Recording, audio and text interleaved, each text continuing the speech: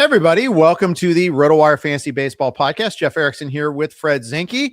We're going to do our theme today is 10 takeaways from LABR and other early drafts, including, TGFBI, which is ongoing, Scarf, which I did over the weekend, other drafts that we've done so far. But first, we got breaking news that happened this morning.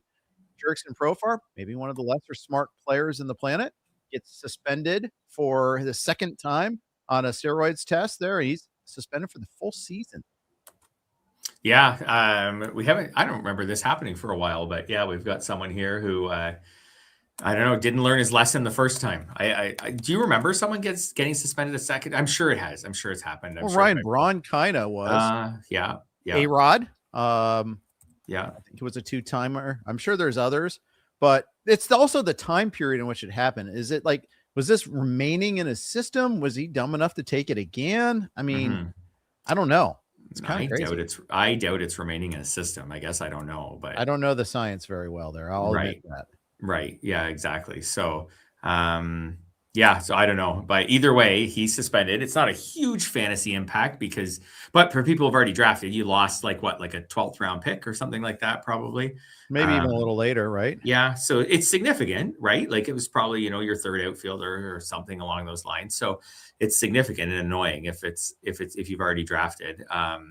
My big dilemma from a fantasy perspective is I was trying to decide, do I think the Braves will now make a move to compensate for that? And then what would that move be? So like the easy answer is Dominic Smith just becomes their DH against righties.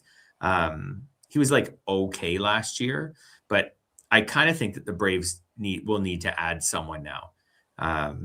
Right? Like they were counting on every day at bats from Profar. So I think they'll probably add someone. So then I looked through the free agents and thought, who would they add? Max Kepler is available. He's not a platoon guy with Dominic Smith.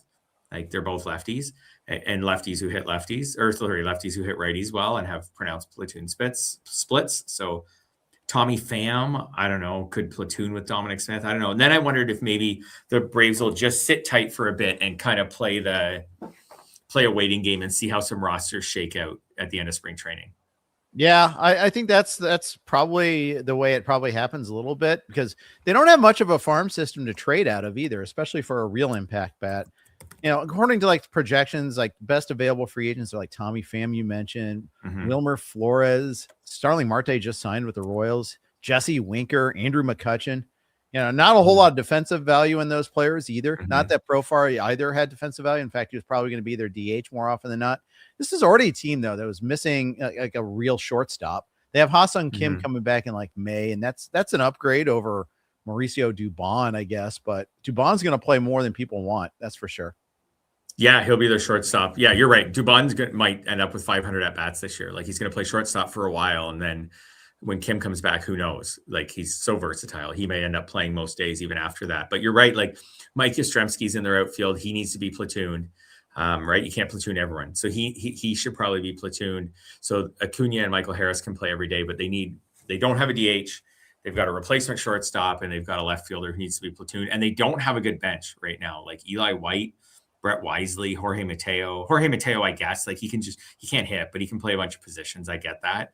They need to add someone. So like, they'll just like I say, like wait and see. I even thought of my own Blue Jays. Like, for example, I think Nathan Lucas could get squeezed out of a spot just after they traded for Jesus Sanchez. And they're kind of like the same guy, but Lucas hits lefties, hits righties, played pretty well last year. The Blue Jays liked him. Just someone that the Braves could pick up. That he might not be the guy, but they probably will look around later in spring training rather than just sign Kepler. I thought of Andrew McCutchen too. He's sitting around at 40 years old or almost 40 years old. And he could like be a DH type for them. I don't know. I think they should aim higher than that. I think they should wait till spring training is wrapping up, find a team with maybe a glut of outfield types and see if they can get someone. Yeah. They need the hit, and they're really counting on a lot of the disappointing hitters bouncing back, whether it's Ozzie Albies, whether it's, Michael Harris putting together more than 2 good months of the season there. Yeah. Austin Riley ended the season hurt, was kind of disappointing too. Yeah. They got 4 home runs out of shortstop last year. I mean, it's just, you go down the line. Sean Murphy missed a good chunk of the season, will begin this year hurt. Even Matt Olson struggled early. He made up for it at least Acuna didn't, they're really putting a lot on the shoulders of Acuna if you think about it. Oh, agreed. Actually, this is starting to remind me of last year's Braves. Like when you think about it, like since December, they've lost Kim for several months. Sean Murphy's not going to make it back for opening day. Spencer Schwellenbach's out for who knows how long. Hurston Waldrop's out for who knows how long. Now Profar's out for the season. That sounds a lot like last year's Braves, where things just started going south.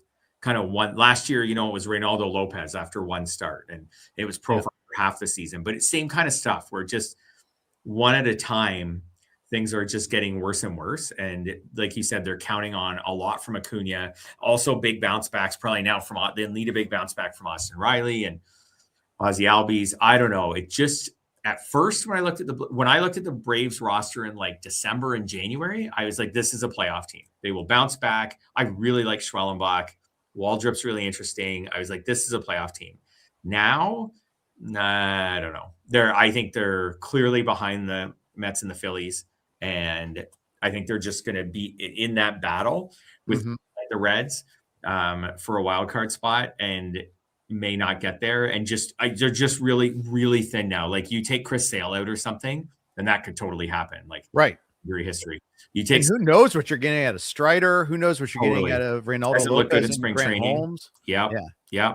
Strider terrible last year for most of the time he was pitching. Lopez one start. Grant Holmes finished the year hurt. Bryce Elders stinks. Like I don't know. It just it won't take much. Acuna is such a game changer, and then there is the possibility for Riley to really bounce back. And Matt, like you could have Acuna with a 900 OPS and Matt Olson and Riley with 850 OPSs, and all of a sudden have like real studs at the top of your lineup, and then Sale could be great. Like I can see it, but they're starting to become a lot of question marks. And I think they're now, like I say, in a pack with teams like the Reds vying for that last, one or two wildcard spots.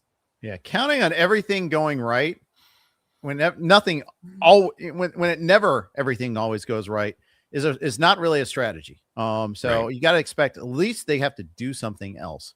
Yeah. Anyways. I don't want to make this all Braves talk. So let's move on. Let's talk a little bit about Josh Hader, guy I've just straight up been avoiding in drafts. I just don't know, even if he comes back by opening day, you just don't know if he's out of the injury nexus. So there's a lot of talk saying that he probably won't be ready for opening day, and that he's not even throwing off a mound yet. He might throw off a mound next week. Yeah, I put Josh Hader at 25 saves for now, which just felt like conservative, but he could have 0, right? Like he could have a setback or something and have 0 saves. So I put him at 25. I feel like the most you could expect from Hader at this point is probably like 33 or 35. So 25 felt fair. That pushes him down. And then the innings, obviously, I've dropped down to about 45. So 25 save and 45 innings, and then just being Josh Hader other than that kind of pushes him down in the like Emilio Pagan, Carlos Estevez type tier. For me, if he fell behind that tier, like I would still take probably any of those healthy, like a healthy locked in closer, I'd probably take ahead of him. If he fell behind that tier into like the Dennis Santana, I would maybe give him a shot over them. I'm probably just not going to draft him. Like I probably just won't draft him. And then I have Brian Abreu ranked competitively. I find he's often near the top of my queue when he gets drafted. I haven't pulled the trigger on him because there is obviously the real possibility that by April 20th or something, Josh Hader's the closer and he's just the closer for the rest of the year. And you're like, man, I spent a round 13 pick on Brian Abreu and I got 5 saves or something, all season. Maybe you got 95 strikeouts, but I got 5 saves all season. But you can get middle relievers on waivers. So I find like Abreu, like I said, I maybe am closer to drafting him. If he falls a bit in my draft, I'm interested if no one wants him, but that's maybe more my interest because he could be a league winner type. I was 1 pick away from getting Brian Abreu. Zach Steinhorn got me in mixed labor in round 5. I lied. He got 1 pick after me. Didn't. It must have been a different draft where I was a couple picks away from getting Brian Abreu. There's a lot of Brian Abreu misses so far for me. Haven't gotten him so far. I've wanted him and it's been close. I think maybe the next round I would have taken him, but it's okay. We'll move on from that. But I think it makes a lot of sense. Anything around pick 200, even like 180 even at this point in time, I'm fine with, because even if he doesn't close, he's getting so many strikeouts. Pitching's harder and harder to land. You're going to use him. We know he's going to be good. And there's a chance he could get a ton of, he could get a lot of playing time too. Yeah, absolutely. Yeah, for sure. So, I don't mind him. Like you said, you picked Shane McClanahan, right? But he picked right in between us. You took McClanahan, Zach took Abreu, then I took Jack Flaherty. I would have taken Jack Flaherty still had Abreu been there.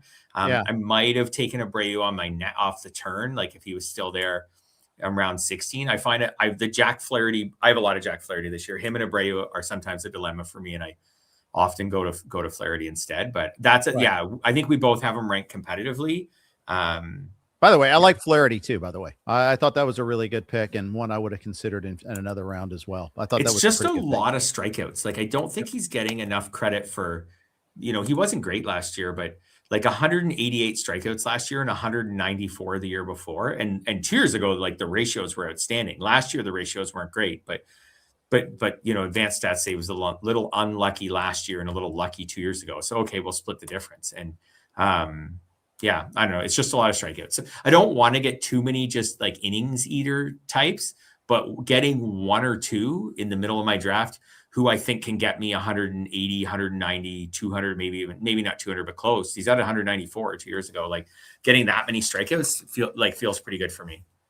Milwaukee Brewers, Quinn Priester might not be ready for opening day. There was a note earlier this season saying they were slow rolling him. Milwaukee's been very quiet about who's going to be in their starting rotation because they have a couple of question marks. Brandon Woodruff isn't certain to be ready either. There's conflicting reports last week. One saying he was on track to begin the season in the rotation the day before they said uncertain about opening day. Those those might not be in conflict, by the way. He could be like good to be the fifth starter that first week and still avoid the IL. But beyond those two, you have Mizrachi, you have Henderson, Patrick, Gosser, Sproat, Kyle Harrison. They go deep. So there are a lot of different options here. Absolutely. I could see the Brewers, and I'm a big fan usually of drafting Brewers pitchers because the Brewers just usually do a good job with them. So I'd kind of give them the benefit of the doubt. But I could see the Brewers having maybe no one who makes more than 25, 26 starts. And then like 8 guys who all make, say, at least 8 starts. Like, I could see like Logan Henderson making 20 starts, and Robert Gasser making 8 starts, and Brandon Sproat making a dozen starts in the majors, and Quinn Priester makes 26 or something, and so does Chad Patrick. And anyways, I could just see that maybe someone pushes through, but I could just see there's enough like Mizrachi. They'll probably, like, I like Mizrachi for this year, but they'll probably just manage his innings. Like, he'll probably make, like, even in a healthier 27 starts, something like that, 26. So I could just see, I'm still fine with Brewers pitchers. I've downgraded, obviously, Quinn Priester a bit now, and he's not a whip guy, and he kind of came out of nowhere last year, and the strikeout rate's low. Like, he's more valuable to the Brewers than he is in fantasy. I don't mind taking him in the range around 20, but he's not a big target for me. So I just feel like that's where the Brewers could be. I think that's where a handful of teams could be this year. Like, I think the Brewers have strategically done like a cheap Dodgers plan where they've made moves. Matt Harrison, by the way, maybe he makes a dozen starts, 15 starts, something like that. Like, they've made moves to go 8 or 9 starting pitchers deep. They have. Without necessarily having definitely without having a workhorse. I could say without having an ace, but maybe someone like Woodruff or Mizrachi could pitch like an ace. Henderson too. Yeah, totally. But without having a workhorse. So maybe they do have a guy with like a 3.5 ERA, but not a guy with a 3.5 ERA over 175 innings. Not a workhorse ace. You mentioned the Dodgers, the Blue Jays have a similar amount of depth. The Red Sox have that amount of depth. The Mets have that amount of depth. I think it's another good one. Yeah. I think that's kind of this is the way sort of commentary here. If you're going to dig up a meme, I think this is a pretty smart way to build a roster. To just not have to bring up pitchers during the season who just have no business being in the majors. Yep. Like you almost make your team a little bit worse. Like, the Brewers made their team worse on opening day by trading Peralta, but then just by acquiring all this pitching depth, maybe they're worse on opening day, but they're better in August, because at a time when 2 starting pitchers or 3 starting pitchers are on the IL, they're using Brandon Sproat and Matt Harrison instead of guys who, like I say, just have no business being there and would last 3 innings. Right. And in the case, It's Kyle Harrison, by the way. And sorry. Yeah. That's all right. Yeah. And the other thing too is it's years of control. Yes. Peralta would be a free agent at the end of the year. Now they got 6 years of Sproat instead. Yeah. So the way they trade and 6 years of Jet Williams also for that matter too. So that there's a method to their madness. That's the Brewers. This is how the Brewers roll, and they do it really well. Yep, indeed. All right, next issue. Rays. We have some bullpen instability there with Edwin Uceta, not necessarily going to be ready for opening day. In fact, won't be ready for opening day. Not even throwing off a mound now. He's throwing on flat ground for the next 2 weeks. That's right. So it looks more likely that Griffin Jax will be the Rays closer on opening day, although it's the Rays. So, will he be their closer on opening day, or will Brian Baker just come out for the 9th inning on opening day? And you're just like, oh yeah, Brian Baker, he's okay. Or Garrett Clevinger. It's just right. And I was going to say, would it be Brian Baker on opening day? And 2 days later, it's Garrett Clevinger. And then the next week, when we've all given up, then it's Griffin Jax for a couple. And is that a possibility where it just rotates around? I'm still keeping my Griffin Jax projections conservative. I'm still projecting, 17 saves, something like that. Not a full closer workload. But good ratios and a handful of wins. Uceta is interesting to me. Is he still draftable? Can you draft not necessarily the closer reliever who you're going to have to stat in an NFBC? In LABR, sure. In an NFBC, are you willing to hold a bench spot? Nope. I think no. I agree. I think he's not draftable necessarily either. The only way I could see it, maybe if we're getting close to the start of the season and you're in round 28, 29, 30, and everybody who you've drafted is healthy, and you're like, you know what, I'll grab them and just see how the first couple of weeks go. If I need the spot, I'll cut them, but I'm going to cut my round 29 pick probably anyways. So I'll grab Uceta. I'll hold them. I'll just see how the first couple of weeks goes. If my team has good health at the beginning of the season, maybe I can hold them. But yeah, I'm with you. Yeah. Yeah. There's plenty of others like that out there. Yeah. And you said he didn't even have a good year last year either too. So there's that also. Agreed.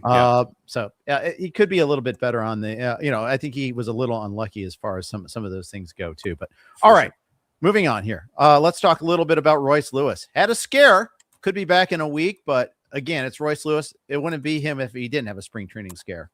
I'm so far out on this guy. I'm just done. I can't do it. I can't do Royce Lewis. I can't project more than 400 to 450 at bats. And I can't even project him necessarily the way he's played recently to be awesome in those at bats.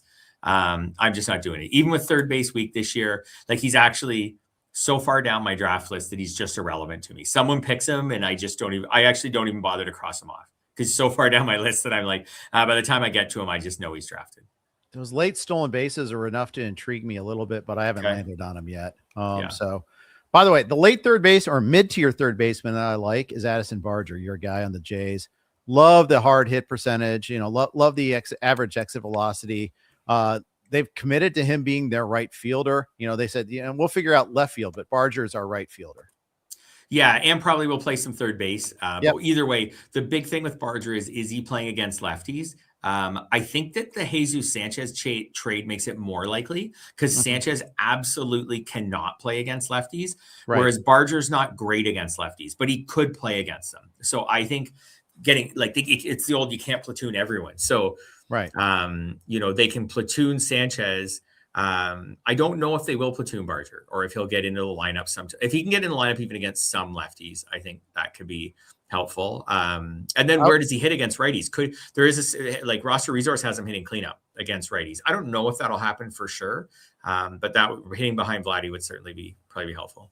Absolutely. I saw him. I was watching the Blue Jays versus Team Canada today, and he was in there against the lefty. I don't know if the lefty started that game or not, but it was nice seeing that there. Yeah, absolutely. Yeah, he rips it. I don't mind seeing him sit against a couple of token lefties here and there. I thought it was interesting. The Jays started almost nobody against Tariq Skubal. I thought that was pretty funny. Almost all their top players sat that one out. But yeah, I'm in on Barger. I probably want to make sure I have some early third baseman as well. But when I don't get an early third baseman, that's the route I'm going there. Exactly. Yes, exactly. Okay. Next issue. Yeah. Next issue is Mike Clevinger. Are we talking Mike Clevinger in the year of 2026? I guess I just wanted to put it on people's radars because Bubba Chandler isn't off to a good start this spring. Tons of walks. Yeah, you're right. Exactly. So I don't know. I'm just gonna, Jeff, I just have to step away for 2 seconds. So I'll let you carry Bubba Chandler and Mike Clevinger. I will talk a little, Mike. I will talk a little Bubba Chandler here right now. Absolutely. Bubba Chandler finished with those 3 great starts at the end of the year last year. That got a lot of people excited. .93 whip.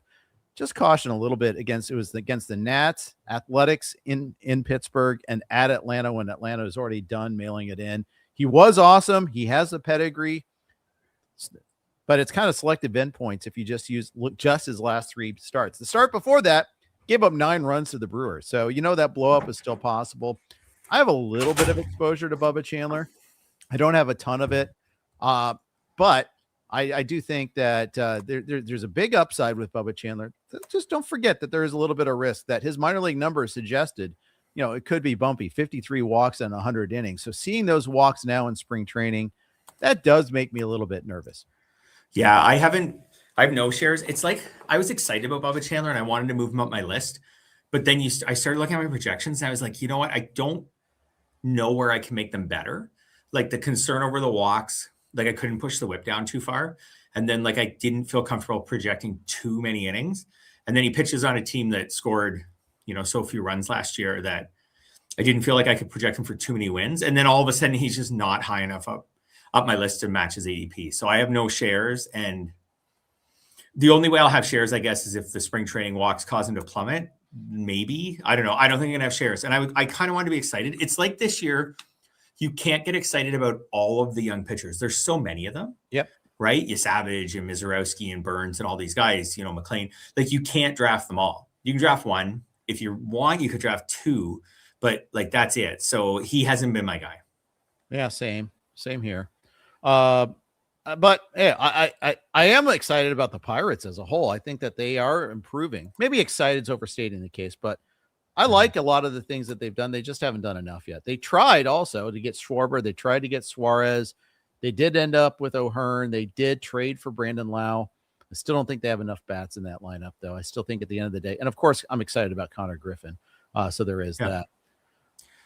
If Connor Griffin's in the lineup, then I'll start to get excited. If not, then I think this is just a team that's moved from like really bad to kind of bad. All right, quickly, San Diego Padres, Fernando Tatis batting 3rd or 4th, Bogaerts possibly batting leadoff. Are you moving either of those guys as a result of that? I moved Bogaerts up a little bit. I don't want to get too carried away with like spring training batting lineup projections. Like Bogaerts could come out and hit 150 in the first 2 weeks, and all of a sudden he's back batting 8th, and Jackson Merrill's batting leadoff or something. So, and I shifted my Tatis projections a bit, but it didn't cause him to move in my rankings. Right, a few more RBI, a few less, maybe a couple less runs scored, maybe a couple less steals. Right, just not hitting leadoff and just a few less plate appearances. So, anyways, I moved them all around, and he stayed right in the same spot. I would like to see more power out of him. Ever since coming back from the suspension, the PED suspension, he's like 20 to 25 homers. I don't know if we're ever going to get that threatened 40 again. We'll see. I could be, it could be aggressively. Well, this is it. I'd like to see Tatis, be a better player. Like he was a better player. He was a 900 OPS guy 3 years in a row at the start of his career. Partial seasons, some of them, but he was a 900 OPS guy 3 years in a row, and then now he hasn't even been an 850 OPS guy. So yeah, I'm totally with you. This podcast is brought to you by the good folks over at Fantrax. Fantrax is the most customizable fantasy platform in the industry, offering the greatest fantasy experience for your dynasty, keeper, redraft, and best ball leagues. Coming from another service, Fantrax makes it easy. Fantrax can import any of your current leagues and customize if needed. Fantrax offers the most in-depth player pool in the industry, including minor league players. Do you need a customizable commissioner service for your fantasy league? Fantrax offers more customization than any other platform. Waivers, categories, scoring system, schedule. Fantrax offers custom solutions for all that and more. And it's all free. Sign up for free today. Simply go to fantrax.com/rotowire and sign up today. That's fantrax.com/rotowire. Fantrax, the home of fantasy sports. Also, we are on the Blue Wire Network. Here are their ads. All right. Thank you for everybody tuning in, either on the podcast or streaming with us live right now. We had the LABR draft, the mixed league 15-team LABR draft that Fred and I did last week, streamed it the first 90 minutes live as well. TGFBI is ongoing. A lot of the Earth leagues are done. Tout mixed league is tonight. So there are a lot of things going on. Fred, we've got 10 takeaways from these early drafts. I'm going to switch up the order for you on a little bit here. For sure. Because I answered one of your questions in a way. Is the pocket aces strategy dead? You asked. You were the only person in mixed labor who took starting pitchers in the two pitchers in the first 4 rounds. Someone else did 3 and 5, but we just didn't see it. However, in TGFBI, I've taken 3 pitchers to start the draft, 2 starting pitchers and a closer. I'm in the middle of the draft at 8, and I think that's one of the reasons why it happened that way, why I did it. But I don't think it's dead. It's just it's been, I don't think it's nearly as popular as it's been in the past. I'm happy I'm the only one doing that, though. I agree. I think because it's not as popular, like it can't be dead. Like the same reasons it was a viable strategy, I think still exists. So it shouldn't be dead. Is it less appealing now? I don't think it probably should be that really either, but it's gone out of vogue. So it's not popular anymore. I see if you take a pitcher in the first round. So it's kind of like how it wound up I feel like for me in labor, where I took a pitcher in the first round. Okay.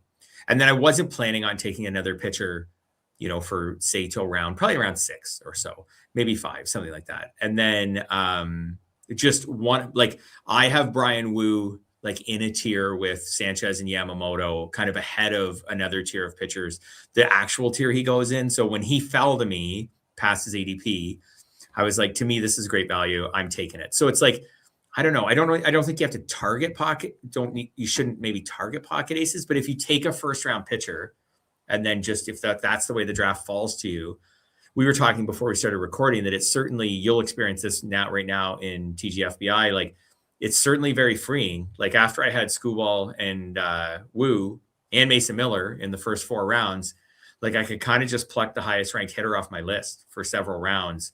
And just chip away at different skill sets and different positions and things like that. So I don't think there's anything wrong with the pocket aces strategy. I don't think in this environment you need to force it. But I think it's still viable. Yeah, I agree. And I just like that. I've had success. I won labor doing pocket aces a couple of years ago, and then for some reason didn't go back to it. So that's a shame on me. Mm-hmm. Yeah, I agree. And I think, I think you can even mix pocket aces with a really good closer. And but then you're just committed to like I say, like 5 or 6 hitters, like in your next few picks. So yeah, I think it's still viable. There's a lot, like when you start breaking down the middle tier of or the bottom tier of aces / high tier of number 2s, like there's some risk there. Like Jacob deGrom is old. Chris Sale is old. Joe Ryan's on a really bad team and has had some injuries. Like there's Kyle Bradish. I'm excited about Kyle Bradish, but like admittedly, like hasn't made a lot of starts the last couple of years. Dylan Cease is all over the map. Nick Pivetta is kind of all over the map. Like there's Hunter Green has never done it. He's been a really good pitcher, but he hasn't done it, like be an ace over 170 innings or something like that. So people worry about Logan Webb's whip. Look, I was going to say Logan Whip's web. There's some risk in those pitchers once you get past the top 7 or so pitchers. So if you wanted to get a couple before you get to any of that and just skip all of that, and then maybe check back in with a Chase Burns in round 9 or something like that, I see that as a viable, right? You come out of it with Skubal and Yamamoto and Chase Burns. That's what you've got in round 10. And you've got 7 hitters or something like that, or 6 hitters or something. You maybe do have to put your closer strategy in there somewhere too. Like maybe if you go pocket aces, you can't get two set closers. Maybe you just get one, and then you're going to play around with the other one later. I think was it with you that I was doing the podcast. We were just talking about some of the ADPs and tiers and all that. Mm-hmm. And I far preferred the 3rd tier to the 2nd tier. So it kind of follows. That's one way to kind of get around that a little bit. Right. I'll just avoid the 2nd tier. I'll get these two aces at the top. Yeah. I went Yamamoto over Sanchez. That's the other thing we could talk about too. Sanchez is probably a better bet to throw more innings, and obviously has a huge strikeout upside. I think Yamamoto is probably a better bet to have good ratios and is on a slightly better team. Yeah, I think they're a coin flip. So, pick your guy. I don't know if it matches. Like you could. I think you argued Yamamoto maybe because you've already picked an ace. So Yes. let's get less innings but better innings. I can see that for sure. So, like I say, I think there maybe if you're picking either one of them as your actual ace, maybe then you go Sanchez for more innings, right? Since he's going to be your best pitcher. So, yeah, I could see that for sure. Yeah. All right. You ask, why do people not like the batting average specialists? You thought Jacob Wilson and Luis Arraez were too late. Why don't you elaborate on that for a sec? Yeah, I just feel like, I don't know. I feel like there's a negativity in fantasy around the guys who are great in batting average. So, for example, Luis Arraez is like a really good bet to hit 300. I forget his career average, but I think it's over 310. So it's a really good bet. Here we go. 317. Holy. So 317 career hitter. Like, what is that the equivalent of in like a homer guy, like a 317 hitter? You know what I mean? Like, is that the equivalent of a 40 homer guy, a 35 homer guy, something like that? And get Jeff Zimmerman probably for sure to break it down for us, because he loves to do those comparisons. Like, what's a 130 whip guy compared to certain ERAs and things like that. But anyways, Luis Arraez and Jacob Wilson, similar type guy. I just think we get so like dead about them because like the counting stats aren't going to be there. Luis Arraez is supposed to hit leadoff for the Giants. So he's had a couple seasons where he scored 80 runs. Could he score 80 runs as the Giants leadoff hitter? Probably, if he hits 317. And so, yeah, you're going to get 6 homers and 8 steals or something like that. Well, there's other guys going in that range that are going to hit you 28 homers and drive in 80 runs, but they're only going to score 60 runs because they don't get on base well, or they don't run well, and they're going to hit no steals. They're going to hit 240. Yeah, I just feel like Luis Arraez and Jacob Wilson sit around a lot in my drafts.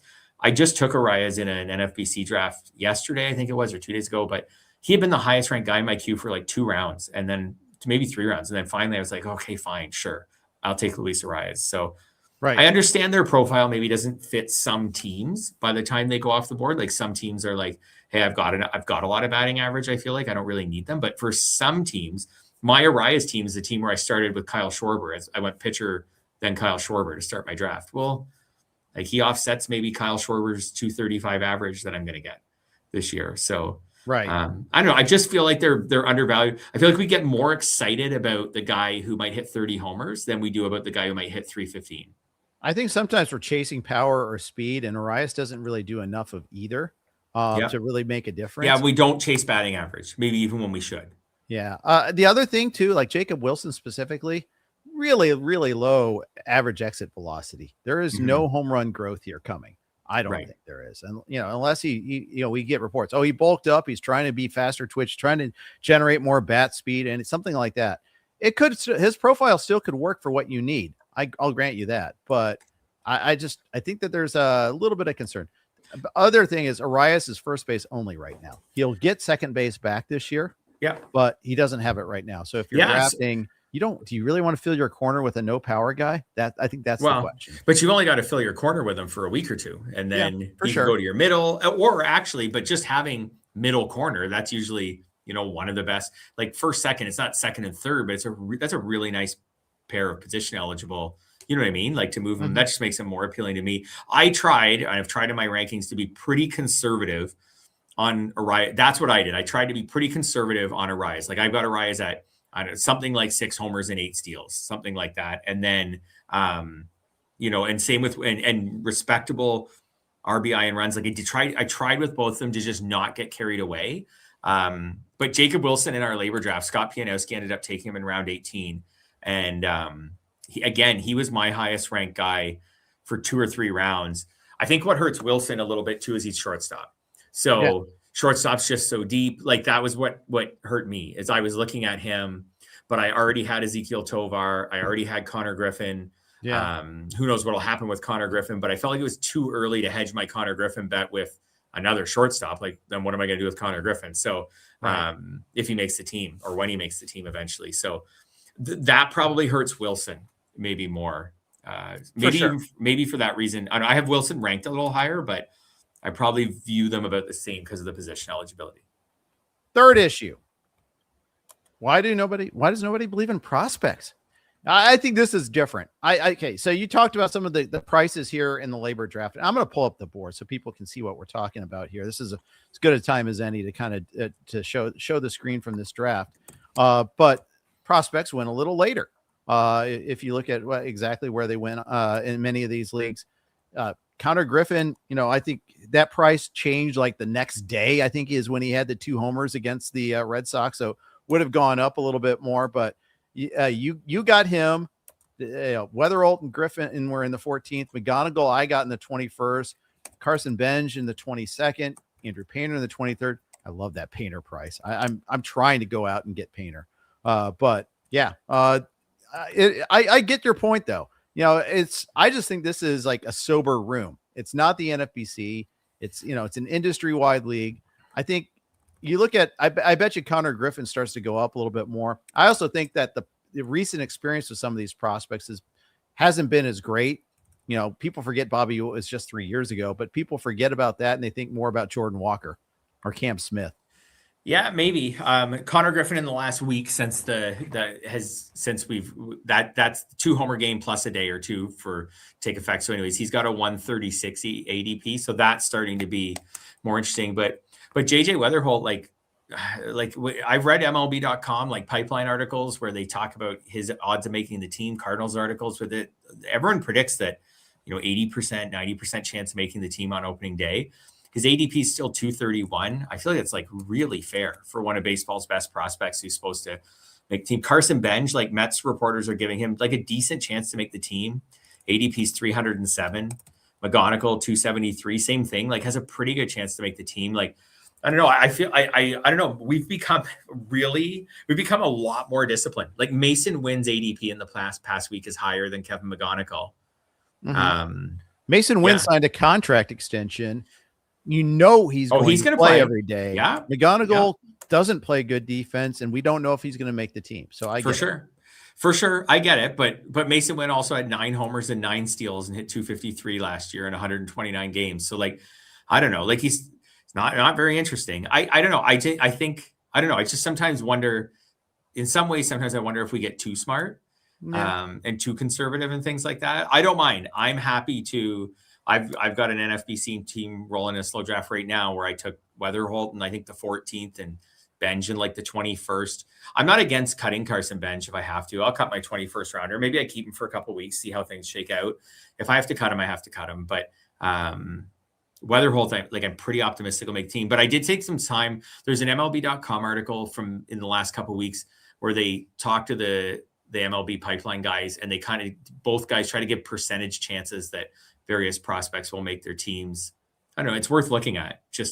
I used it a little bit to adjust the playing time for some of my guys, because MLB.com articles are going to be, they're not going to go too far out on a limb. They're going to be kind of tied in for what they're hearing from the clubs, because that's just not the format of that site because it's owned by the league. So they're not going to go against what the clubs are saying. And so some of the prospects like Weatherholt, like had really high odds of making the team. So I kind of took that to heart.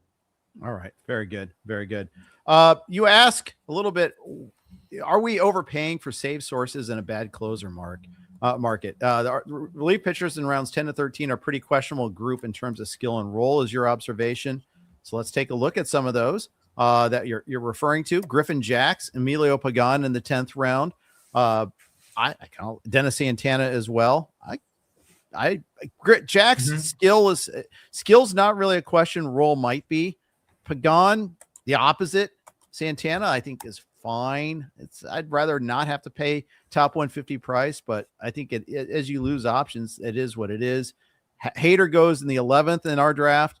Trying to find the next. Sir Anthony Dominguez. Is this a Sir Anthony Dominguez question?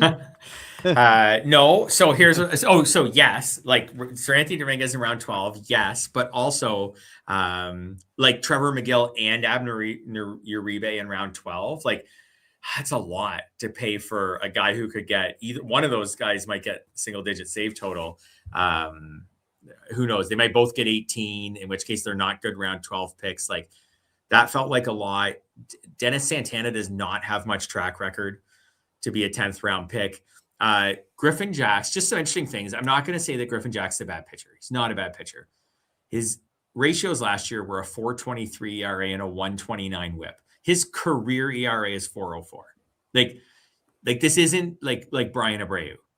You know what I mean? Like he gets a lot of strikeouts, but as far as ratios goes, like this isn't someone who's just been rattling off like 1 year after another of say a 3.00 ERA and a 1.05 WHIP, and now all of a sudden he's got a chance of being a closer. He's had some good stretches for sure. 2024, he was really good, but he has been a little bit all over the place. I guess some of his stats are influenced by some time as a starter earlier in his career, but last season happened. He had no saves last year and all the things. Anyways, yeah, I just felt like, I don't know. I don't feel great. I don't feel bad about Pagan in that range, but I don't know. Some of the other ones, and Pete Fairbanks in round 8, like he gets hurt a lot.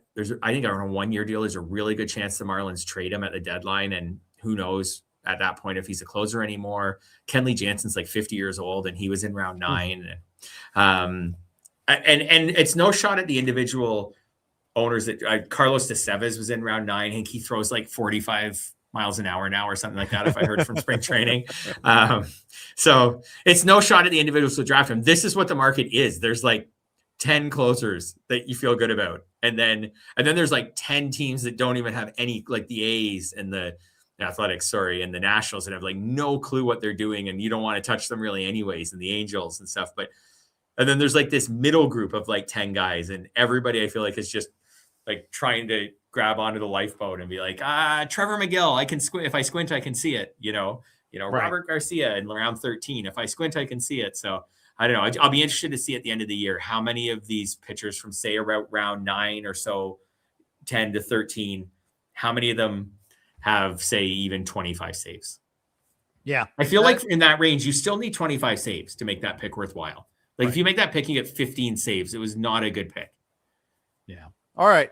I agree. I should agree. I didn't get a second closer in that range. So me neither. Maybe that's why I'm whining, because I didn't get one either. Yeah. So there you go. All right. Next issue. Let's talk a little bit about the second round. There was some things that jumped out a little bit there in terms of a little bit different than, your NFBC bubble, our NFBC bubble, as the case may be. Notably, Manny Machado goes in the second round. I thought that was interesting. Wyatt Langford goes in the second round of Tim McLeod. Both of those kind of jump out to me a little bit there. Ketel Marte actually in the middle of the second round of Ray Flowers also. So, but the thing is, Ketel Marte's probably not making it back to 3.8.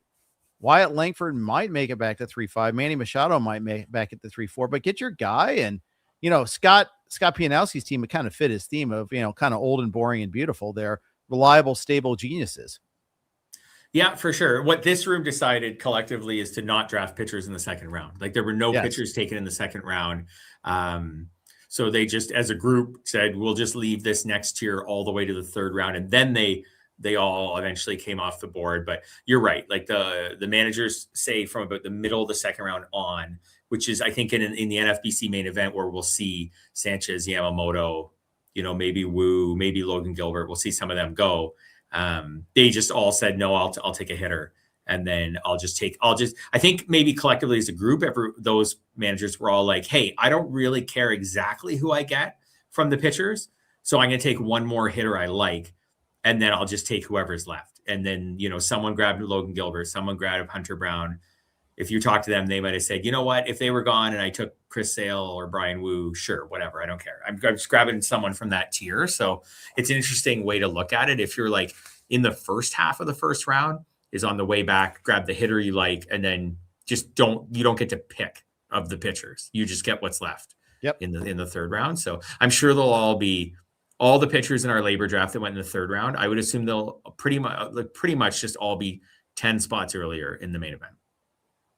Yeah, we'll see. I haven't seen too much of that yet, but you're right. Main event is always something a little bit different. Usually pitchers are pushed up. So I feel like, don't you feel like Sanchez, Yamamoto for sure second rounders in the main event ADP? And then, because then Sanchez they already are. Is going ahead of Yamamoto now. Yeah, I think he does get there for the most part there. There might be the one token spare league, but yeah, you're probably right. Yamamoto probably also in the second round in most of these drafts.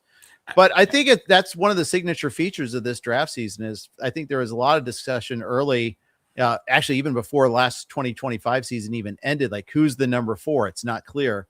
Then it kind of coalesced around Sanchez and Yamamoto after a while there. But Mm-hmm. still, I think to that end, I think that's why you see sometimes these guys drop a little bit more. But yeah, I think that is a noteworthy feature to be sure. Yeah, absolutely. All right. So I didn't get a lot of early pitchers. I had to get a steady stream of yellow at the end of the draft. There's a couple of things, that are worth jumping out here. Which ones did I like the most? Well, here, let's scroll down. I'll go ahead and share exactly who I got towards the end of the draft. I am team 11 here, folks. Starting, we'll just start with the Connolly early pick there. That's one where there was a note that came out today saying the service time might be an issue, whether he makes the team. We'll see. I'm betting on the skills. I'm betting against Brian Bayo. I understand he may not make the team to start off the season. In fact, I'm kind of accepting that. I've got him in back-to-back drafts lately. I'm still accepting that possibility. But you look at that talent, that skill, kind of just think that he's going to win out eventually. So I'm fine with that. Other pitchers I got: Zebby Matthews, Matt Swanson as a reliever, Parker Messick, got him in back-to-back drafts, Jacob Lopez, Steven Matz, River Ryan. Keep in mind we have IL spots in this league, and Kyle Finnegan. I like the Messick pick a lot, and Lopez is going to get me a ton of strikeouts. Can he beat that ballpark? Not sure yet, but that's why he's in streaming territory. Yeah, I would say out of all your picks, probably Messick and Lopez, of all the ones you just mentioned, are probably my favorites based on the round you took them in.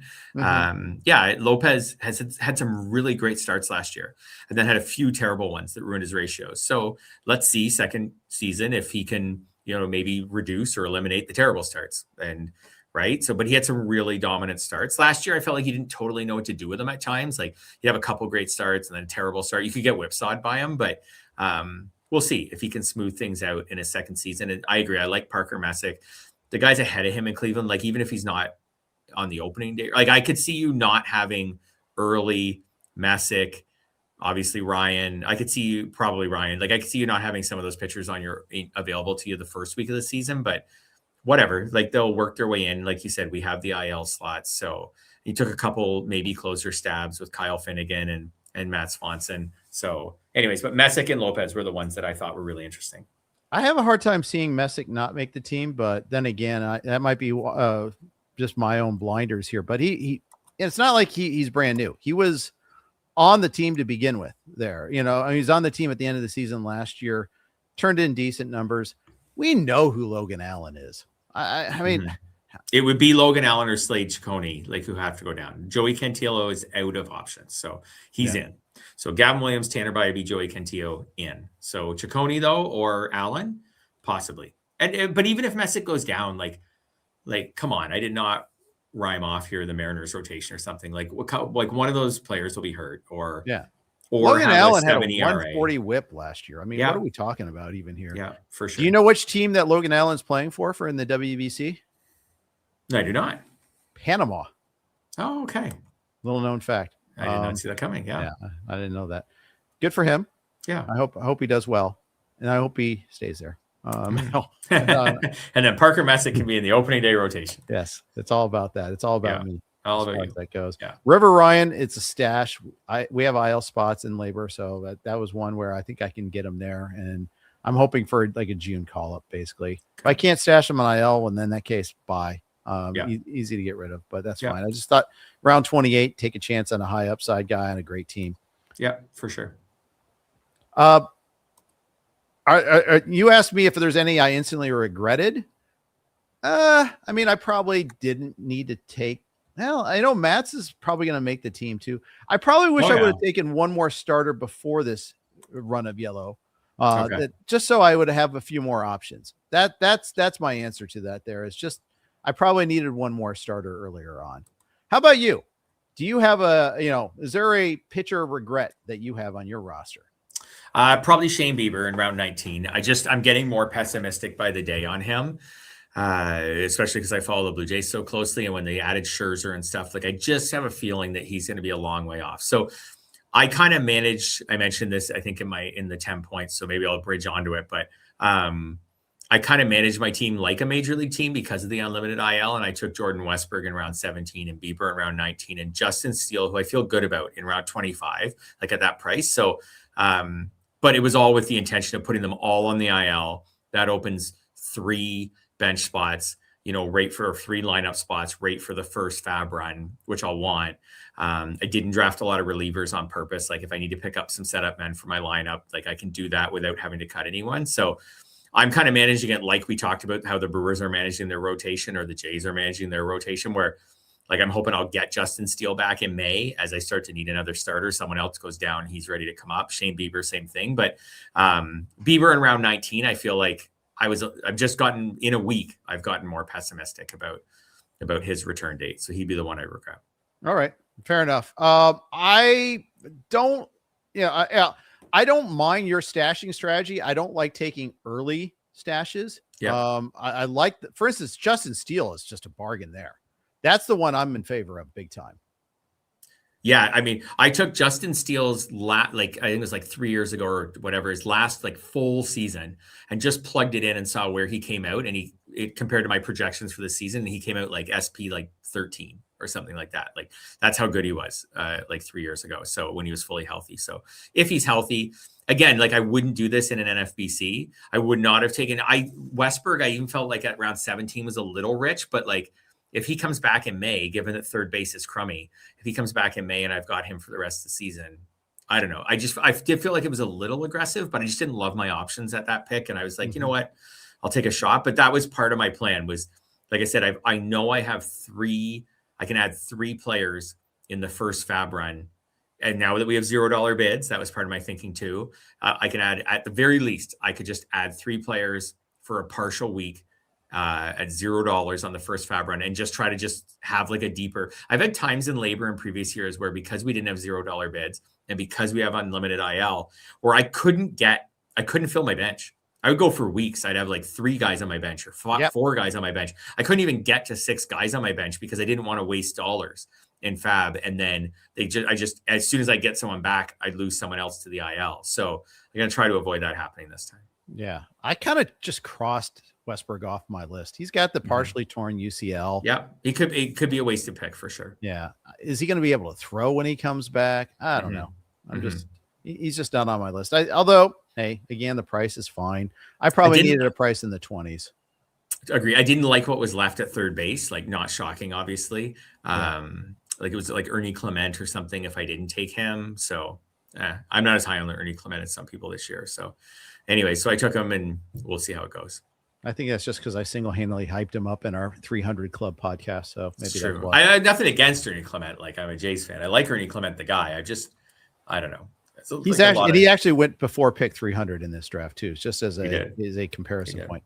Yeah. Not a member of our club because he didn't make it that far. Okay. Next issue. Let's go on and talk a little bit about Jose Caballero. I picked him. I like Jose Caballero. I needed a second baseman at the time. I have some regrets. Round 14, I got him. It cost me Jack Caglione and Dalton Varsho and some pitchers. But I needed stolen bases more importantly than I needed a second base even. The fact that I get 4 positions out of Caballero is nice. I think Caballero continues to play well after Anthony Volpe comes back. I think Volpe is at risk of losing time this year. And the Yankees are already having several other injury problems. I don't think Ryan McMahon's that good of a hitter. I think he's got exposed when he came over to the Yankees last year. I think there are plenty of pathways for Caballero to play. For sure. And even without playing, 49 steals last year, 44 the year before, did like dramatically improve his on base percentage last year. Like it went from 283 the previous year to 339. 339 solid for a guy who can steal bases. Like if you can get on base at a 339 clip and steal a lot of bases, you can hit at the bottom of the lineup. Like, and if you can play defense respectively. So especially when you're being compared to Anthony Volpe. So yeah, I can see it for you. Like you have some zero steal guys. Like there's guys with low steals, but yes. like you have like Corey Seager, Andy Diaz, those are zero steal guys. So I probably have one too many of those guys. I don't know. I don't think you do because of Caballero. So like if you know me, I don't like to rely on my stolen bases on just one guy, Yeah. Well, Jeff, in this league, you are. At least it's a standalone league and it's not an overall contest. So I can be light in stolen bases and still be okay. That's happened before. I've won leagues that way. It's okay. But yeah, I'd rather not have to punt a category if at all possible. Yeah, you have plenty of steals, like between him and Kyle Tucker and Buxton, who got back to stealing bases last year. And, you have, and then you have some guys who will chip in, like Luis Rengifo. Mickey Moniak can get you a few steals. Ian Happ always gets like a dozen steals. Like, you have enough steals, but you're right. You're counting on Caballero to get you 40 steals. I think it'll happen. Yep. Last question, last observation. We both drafted batters with a couple of batters that don't have big power expectations. Can we live with that? How much do we need to make up? I think that's a really good question. I mean, for you, the fact that you have Cal Raleigh means you're getting way more homers from the catcher spot than anybody else is. So that's a good starting point looking at that. So let's look at your team. You got Raleigh and Goodman. So you're way ahead at catcher. Probably like, I think conservatively you could say probably can get 70. I could probably get 70 catcher homers, like 40 from Raleigh, 30 from Goodman.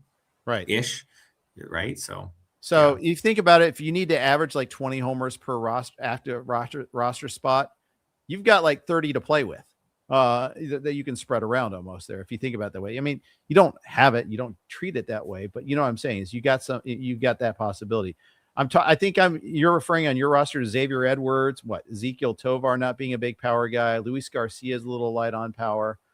You need Arenado to come back to life in Arizona, especially while Westberg is out. You need to have him hit with a little bit of power.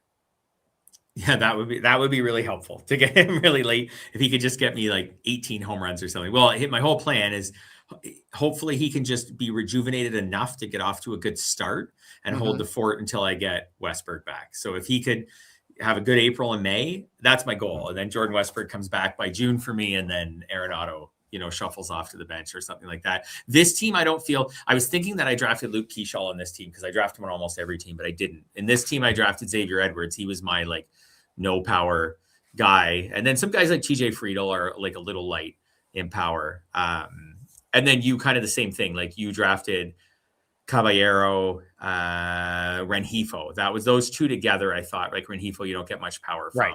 That's the pick, by the way, that I regret is Rengifo. Okay. Yeah, he's pretty lame. He is. He's going to play. He's going to run a little bit. That's why I took him. He gets you, I think second and third, at least, and I missed out on a couple other targets in this range that I wanted. And I don't know. They were bad. I think it was a bad pick. And again, it cost me maybe another starting pitcher or another player that I wanted. I think at least I responded well with getting McGonigal later, but that it was early for Rengifo. If I wanted to take him, I could have taken him later. I missed out on some of my middle infield targets for that. And I was like, okay, I'm comfortable waiting on middle infield. I lose two guys. I'm like, what do I do? It was awful. Yeah, for sure. That's the pressure of the regular speed draft. You're right. If you maybe instead of Rengifo, like you said, a starting pitcher, you could draft Merrill Kelly. Like, yeah, maybe he misses a start at the beginning of the year, but that turned out okay. Yeah, but really. Yeah, but even if you draft it, but Merrill Kelly looks like he'll be back. Like I'm just looking at guys that you could have maybe drafted. I know you're not into Brian Bayo, but Braxton Ashcraft is an interesting one. Went in the next round before it came back. Yeah, he's fine. Yeah, you could have taken him instead of Rengifo or something like that. But yeah, it got me thinking like I know that like how many single digit. I know there's difference between a 9 homer guy and a 2 homer guy. Like my Xavier Edwards 2 homer guy versus maybe a Luke Keyshaw or a Nico Horner like 9 homer guy, but just how many single digit homer guys, but it is all within context. When you start your draft, you started your draft with Kyle Tucker, who should hit a lot of homers in LA, and Kyle Schwarber, who hits a lot of homers all the time. I started with Cal Raleigh. Like there's also that factor, right? Like maybe if you had started with Julio Rodriguez, who kind of scrapes to 30 homers, Fernando Tatis, who went in the first round, who tends to sit in the mid 20s now, maybe then you can't get as many single, like you got to be aware of that. Right. Even if you'd taken Ellie, like Ellie's probably projected in the 20s for homers. Like, so, but if you're starting with Kyle Schwarber, maybe you can afford a little more of a rabbit. Absolutely. Yeah, absolutely. So that's it. The other issue for me is I only have one closer. I've got some other, me too. I only have a couple of lottery tickets for a second closer. But yeah, hey, that's what fab and trades are for. Agreed. And it's a trading league. It's important. Like you said, it's important to point out. And yeah, I don't even have any lottery tickets. I decided to just go really deep with starting pitchers and then like fab or trades, hopefully to find a second closer.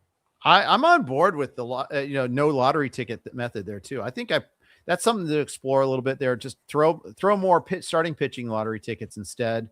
Yeah, I can get behind. I feel like I felt like last year there were times where I was just struggling to have enough starters. Yeah. And then I'm reaching into starters that I don't want to use. So I decided to just try to have a lot of just like Chad Patrick, Ryan Nelson types that like I can mix and match based on matchup. Sure. You know what I mean? Like I'm going to pick up relievers. I can already tell you that on the first fab run, even if they're just Alex Vesia types, just to keep my ratios down so that I don't have to use like a pitcher at Coors or a pitcher at the Athletics or something like that. So I'm going to pick up those guys, even if I can't find anyone that's more exciting than that. But I try to get a deep group of starters. So I'm not counting on using Sean Manaea for all of his starts, which I felt like was a case for me last year where I'm constantly comparing like Sean Manaea for a not great start versus some guy from waivers. So I'm trying to be deeper at starting pitcher this year. We'll see how it turns out. Yep, exactly. The one thing is with your stash all the injured player strategy is those people you pick up with the LABR rules, they're all going to have to be active in that first week. So for sure, don't pick up any Colorado guys. That's for sure. But it's true. Yeah, no, you're right. Active in the first week. So, but that's not a bad week to add middle relievers because I may not have enough starts anyways. Right. Sure. Like I'll have to map it out.